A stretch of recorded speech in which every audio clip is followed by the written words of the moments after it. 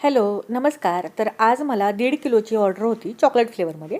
त्यासाठी बघा मी 7 इंचाचा आणि 5 इंचाचा हे 2 टीन घेतले. त्याचसोबत एक मावा केकही होता आणि चॉकलेट फ्लेवरचा केक मला 2 टिअर बनवायचा होता. मग त्यासाठी मला गणाशी देखील करायचं होतं. म्हणून इथं मी बघा अमूल फ्रेश क्रीम आणि 500 ग्रॅम हे डार्क कंपाऊंड घेतलेलं आहे. म्हणलं अगोदर आपल्याला स्पॉन्ज बेक करायच्या अगोदर आपण गणाश तयार करून घेऊया. गणाशची रेसिपी आपल्या चॅनलवर आहे, तुम्ही हे बघू शकता. तर परत एकदा मी सांगते, 500 ग्रॅम डार्क कंपाऊंड आणि 250 ml अमूलची फ्रेश क्रीमच वापरायची आहे इथं. आणि हे मी आता बघा ओटीजीमध्ये म्हटलं अगोदर गणाश तयार करून घ्यावं. तिन्ही केकचे मी बॅटर तयार करून हे आता बेक करायला ठेवलेले आहे. तिन्ही स्पॉन्ज आपले आता बेक करून झालेले आहेत. 1 किलोसाठी मी 360 ग्रॅम प्रीमिक्स वापरलं आणि अर्धा किलोसाठी 180 ग्रॅम.